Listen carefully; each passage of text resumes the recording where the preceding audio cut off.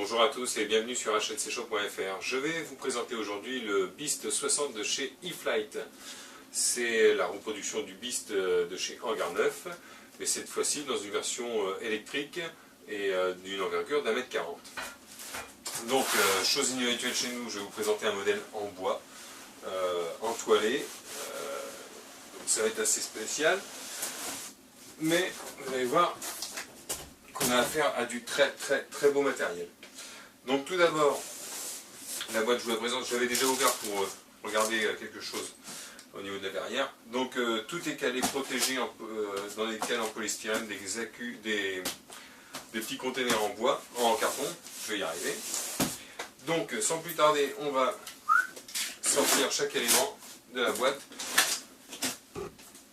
Ça c'est un modèle dans tous les cas que je vais monter pour un client et que je vais équiper entièrement matériel électrique. Donc en motorisation je vais prendre un Power 60 de chez E-Flite, alors qui est en cours de commande puisqu'il n'est pas encore sorti en France, il sortira qu'en septembre. Je prendrai le contrôleur 80 A de chez E-Flite. Les servos sont des servos Savox.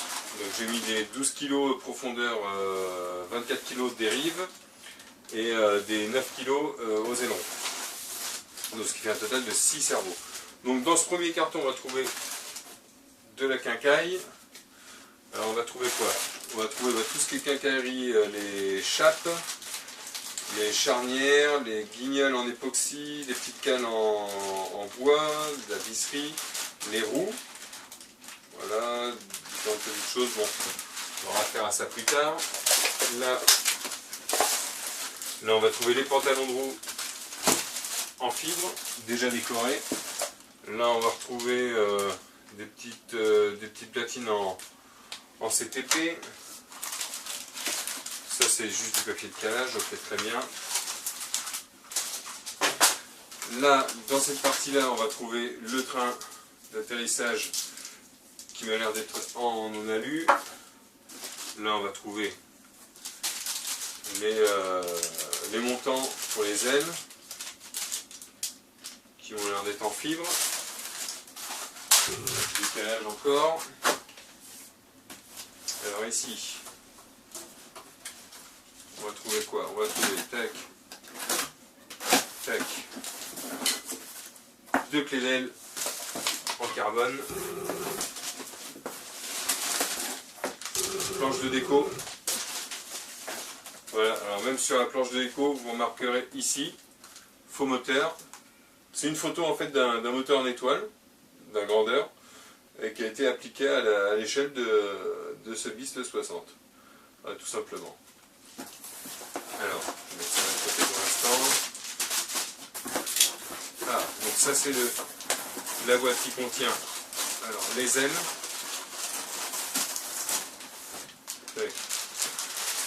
Donc les ailes sont déjà montées, entoilées, les charnières sont déjà posées. Ce qui m'intéresse surtout de savoir, c'est quel type de charnières ont été utilisées. Parce que charnières fibre, j'aime pas particulièrement. Et savoir si elles sont collées. Non, elles ne sont pas collées. Donc c'est parfait. Si je veux remplacer par de la cheville, des charnières en nylon bâton, j'aime autant. C'est quand même un peu plus net. Alors on va trouver quoi dans cette aile? Donc vous voyez l'entoilage est parfaitement posé, c'est bien tendu, c'est propre. Ici dans le puits de cerveau, on va trouver la ficelle. Pour pouvoir le ramener, ça c'est très bien, c'est nickel. C'est pas toujours le cas partout. Tac. Alors on va remarquer que la clé d'aile va s'arrêter ici, le fourreau. Le fourreau s'arrête ici et elle vient en butée, tout simplement. Il y a une butée qui a été faite. J'espère qu'on va pouvoir. Oh, on va les enlever. Donc voilà. Là on a cette petite partie là, en bois là, qui tient la ficelle. Et on a le fourreau qui s'arrête ici. Voilà. Bon. Pas évident de faire des détails, mais dirais globalement. Donc là on a le stab, donc pareil,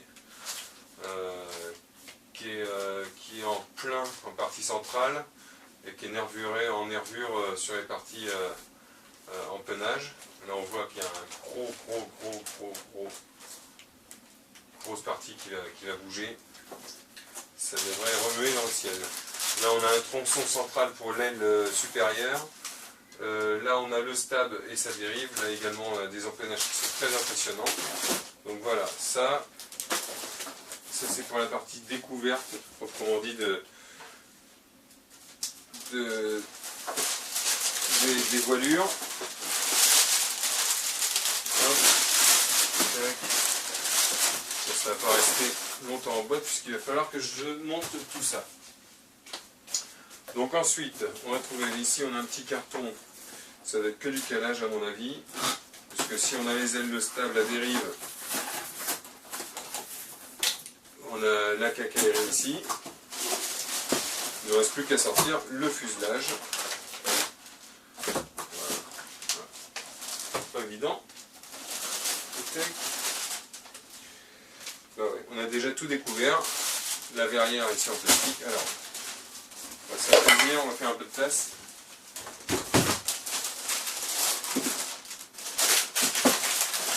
Donc,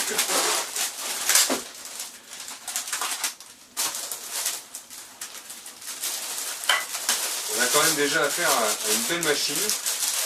1,40 m d'envergure, bon, sur un biplan, ça paraît tout de suite assez imposant.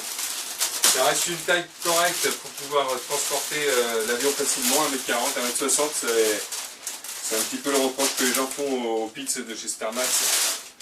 C'est que, et au biplan d'une manière générale, c'est que plus c'est grand, moins c'est facile à transporter. Alors, il y a pas mal de belles protections.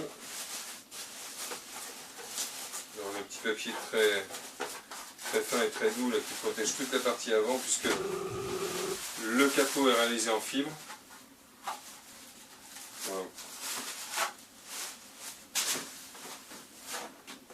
Voilà, donc ça fait quand même déjà un beau bébé, un très beau fuselage. Alors, qu'est-ce qu'on peut regarder dans l'ordre? On va regarder les détails de la dentelle. Alors c'est pas en fait si dentelle que ça, même plutôt des belles sections qui sont utilisées. Alors c'est toujours surprenant de voir l'accès comme ça assez limité sur un avion électrique par rapport à un avion thermique où on va avoir un accès beaucoup plus important. Là on a la verrière sur laquelle on va venir installer un pilote. Voilà, et là on a toute la partie arrière où tiens d'ailleurs, boum, un collage à revoir. Là j'ai un renfort qui est décollé. Mauvais point. Il va falloir se faire chier pour aller recoller ça là-bas. Surtout moi qui adore la construction. Bref, bon, alors, là par l'avant, donc on voit l'installation. Donc, je ne sais pas trop comment on accède, il devait y avoir une partie technique accessible ici. Donc là on va trouver le logement pour le cerveau de profondeur et les deux cerveaux de profondeur, peut-être, ou un cerveau de profondeur et un cerveau de direction, voilà. Donc ils ne sont pas logés dans le fuselage, hein, proprement dit. Et voilà. Et en sous-phase, donc on a ici la platine pour fixer le train d'atterrissage. On va avoir ici donc le fourreau pour la clé inférieure et l'aile inférieure. Donc l'aile inférieure va venir se loger à l'intérieur, carrément, elle va être emboîtée. Et après le verrouillage va se faire là. On a tac, une petite trappe qui s'ouvre ici, hein, système de verrouillage traditionnel, auquel on va accéder. Bah, je ne sais pas trop à quoi en réalité on va accéder ici. On va peut-être pouvoir accéder à la batterie. C'est pas dit. J'ai pas ouvert le manuel. Vous me direz, ouvre le manuel du con. Tu vas peut-être voir quelque chose. Donc parce que là ça a l'air de vouloir s'ouvrir, parce que ça serait intéressant de pouvoir accéder aux accus par ici plutôt que par dessous. Donc c'est ce qu'on va voir tout de suite. Le temps d'ouvrir le manuel, et puis je ne sais même pas s'il y en a un d'ailleurs. C'est important qu'on sache qu'il y a un manuel. manuel d'utilisation en français, en anglais, en allemand et en italien. Tac, tac, tac. Donc, étape par étape, on a des photos, les collages qui sont réalisés pour les fixations des cerveaux, etc. Très bien. Alors, effectivement, il y a bien un accès par devant qui se fait ici. Mais j'ai pas encore compris vraiment comment on va glisser le capot vers l'avant et soulevez-le pour retirer du fuselage. Alors, logiquement, on doit pouvoir... Voilà, ah ouais. Alors, ouais, mais, donc c'est juste des deux gros aimants en fait, trois gros aimants qui sont ici, et deux petites languettes qui viennent se loger là. Donc, moi je dis ok, mais par contre il faut que ça passe avec le cône. Bon. Donc, et donc par ici, on va pouvoir accéder à l'installation radio et l'installation batterie. Voilà, alors, petite précision, assez agréable à voir, ils ont pensé à faire une canalisation d'air ici, là ici en fait, vous voyez, sur le dessus on voit hein, que E-Flite ils ont pensé à venir ventiler le moteur. Donc c'est à dire que là on a une bonne prise d'air, une bonne ventilation du moteur. Et ici on doit pouvoir à mon avis installer le variateur ici. Et donc ce qui fait qu'on va avoir une excellente ventilation de l'ensemble. Plus la batterie qui va se trouver là. Partie radio, bon ça laisse de la place pour travailler. Malgré tout ça c'est pas mal. Bon, ce qui m'inquiète un petit peu plus c'est ce capot qui coulisse. Est-ce que par rapport au cône ça va nous laisser quand même suffisamment de place pour pouvoir le sortir? Parce que tout dépend du moteur que vous allez utiliser. Si vous utilisez un Power 60 de chez E-Flite, E-Flite ils ont pensé à construire cet avion autour de l'équipement qu'ils vendent. Maintenant si vous voulez mettre un autre moteur, du Hacker, du Scorpio, des merdouilles chinoises comme vous voulez, après on va avoir un écartement plus important, plus ou moins important, et c'est là où ça va se jouer. On va remarquer que la cloison par feu, support moteur, elle est réalisée en CTP avec une couche d'époxy par-dessus. Pas mal fait. Les écrous prisonniers derrière. Voilà, donc maintenant ça va être à moi de travailler pour monter ce beast et pouvoir l'expédier après à mon client. Voilà, je vous remercie et je vous dis à plus tard pour la suite de ce reportage.